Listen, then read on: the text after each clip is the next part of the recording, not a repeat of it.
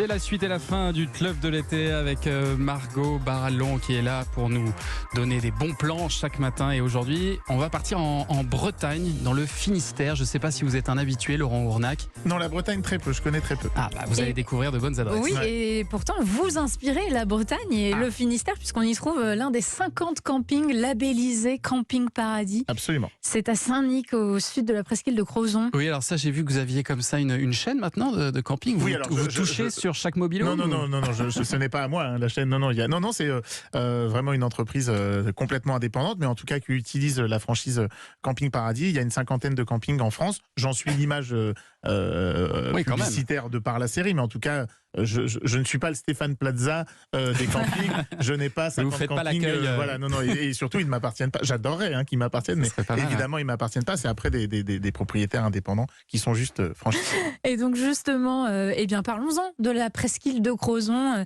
puisque c'est un peu un condensé de Bretagne avec tous les paysages bretons typiques. Donc à la fois les falaises à pic, les rochers sur lesquels la mer vient se fracasser, et puis des plaines balayées par le vent, les criques un peu plus abritées. D'ailleurs, si vous êtes plutôt plage, il y a évidemment celle de l'Aber qui est très connue près de Douarnenez, immense, surtout à marée basse.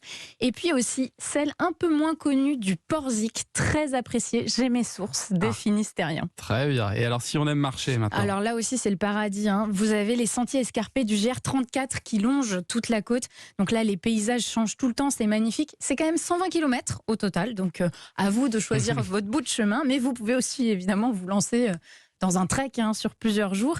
Les spots les plus connus, c'est d'abord le cap de la Chèvre à la pointe sud et puis la pointe du Raz. Vous savez, là où s'arrête la Terre. Plus loin, il y a l'île de Sein et puis après, c'est l'Amérique. Le cap de la Chèvre, on va aller visiter. Oui, ça. les noms sont en plus assez géniaux. Et vous avez aussi repéré deux pépites moins connues sur cette côte. Oui, d'abord la pointe de Penir avec Camaret-sur-Mer. Super. Alors Camaret, c'est un petit port bordé de maisons colorées avec la tour dorée construite par Vauban, inscrite au patrimoine mondial de l'UNESCO. Et puis Landévennec, là aussi, j'ai mes sources finistériennes. C'est la plus petite commune de la presqu'île de Crozon et il y a notamment les ruines d'une magnifique abbaye du XVe siècle. Mais alors la surprise de Camaret et de Landévennec, ce sont les cimetières de bateaux. C'est assez original. Dans les deux cas, il y a d'anciens navires qui attendent dans la rade, un peu comme des fantômes. Donc certains viennent de la Marine nationale, mais vous avez aussi des vieux thoniers et langoustiers. C'est un spectacle assez inhabituel et étrangement beau. Et puis, pour élargir un petit peu votre terrain de jeu, j'ai aussi trouvé une activité originale à faire en famille dans plusieurs villes bretonnes. Donc, dans le Finistère, mais pas que. C'est un rallye photo proposé par la société Les Archicurieux et animé par, entre autres, par Laetitia Anger. Bonjour Laetitia. Bonjour. Alors, Laetitia, vous et vos collègues, vous proposez donc des rallyes photos dans plusieurs villes bretonnes, Concarneau, Locronan, Pont-Aven et bien d'autres. En quoi ça consiste exactement un rallye photo ? Alors le principe, c'est qu'on a photographié des détails un petit peu originaux, insolites, qu'on ne voit pas au premier coup d'œil quand on se balade dans la ville. Et l'idée, c'est qu'à l'aide d'un plan, on invite les gens à se balader donc dans ces endroits dans la ville pour retrouver les différentes photos, les différents détails qu'on a pu photographier et qu'on leur a imprimés sur des planches de photos. D'accord. Et ensuite, si j'ai bien compris, les participants vont eux-mêmes se transformer en photographes. Tout à fait. En fait, en seconde partie de jeu, on leur propose des défis photos. Donc, c'est à eux de prendre en photo des éléments bien particuliers du patrimoine liés à la culture locale ou à la spécialité culinaire de la ville. Et on a aussi d'autres défis photos qui leur proposent, par exemple, de retrouver le lieu où ont été photographiées des photos anciennes qu'on leur a remises. D'accord. Et passer par la photographie, qu'est-ce que ça apporte finalement ? On visite la ville autrement ? Tout à fait, donc ça s'adresse plutôt à des personnes pour qui l'histoire ou les bâtiments emblématiques de la ville n'ont pas grand intérêt, c'est-à-dire des personnes qui ne s'intéressent pas à tout le côté historique de la ville et qui souhaiteraient plutôt se balader dans les ruelles un peu méconnues par lesquelles ils ne seraient pas forcément passés par eux-mêmes. Et puis pour les enfants, donc c'est un jeu visuel qui ne nécessite pas de réflexion, donc adapté à tous et facile d'accès. Oui, c'est ça, c'est assez pratique parce que du coup, même les enfants peuvent jouer, c'est assez familial finalement. Tout à fait. En fait, notre objectif est de rendre le patrimoine accessible à tous, y compris aux plus jeunes. Donc, on propose plusieurs niveaux de jeu, de 4 à 6 ans jusqu'à ados, adultes, voire experts pour ceux qui veulent vraiment chercher beaucoup.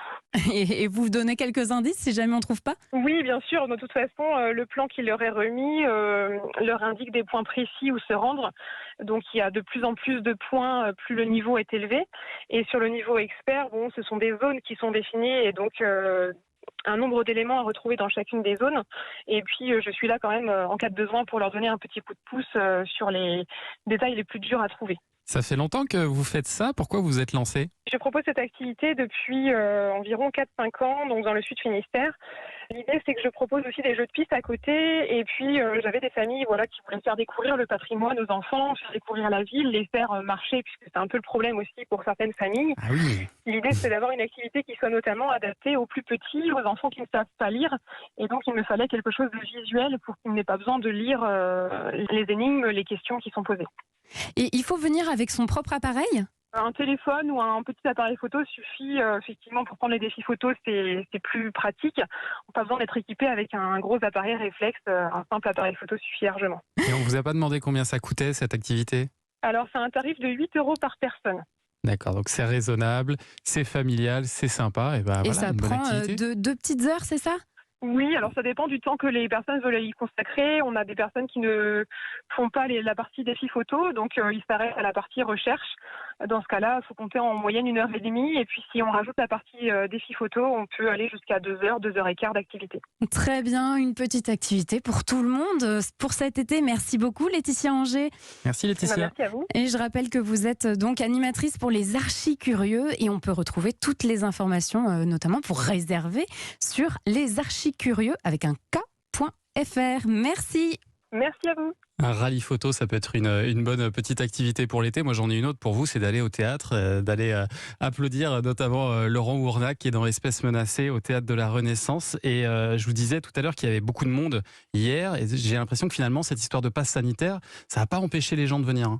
Non, on n'a vraiment pas à se plaindre. C'est vrai qu'on a eu une petite appréhension quand les annonces ont été faites. Ça faisait que quelques semaines qu'on avait démarré et puis finalement les gens sont là, sont au rendez-vous, s'organisent, sont vaccinés, soit se font tester avant de venir. Alors, il y a une file d'attente un peu longue à l'extérieur. Du coup, c'est normal le temps de s'organiser. Voilà, c'est ça. Alors des fois, ça se passe plutôt bien parce que tout marche. Et puis comme il y a malgré tout un peu de technologie, il suffit que quand on vérifie, ça prenne un peu plus de temps ou quelqu'un a pas, ça marche pas, faut justifier ou vérifier sur un papier. Bon, du coup, selon les soirs, on peut prendre quelques minutes de retard, mais voilà, hier, je crois, on avait une petite dizaine de minutes de retard au démarrage. On a commencé à 20h40 au lieu de 20h30. Ouais, voilà, mais ça reste tout à fait acceptable. Exactement. Dans un instant, on passera un coup de fil à la chef André Rosier, mais avant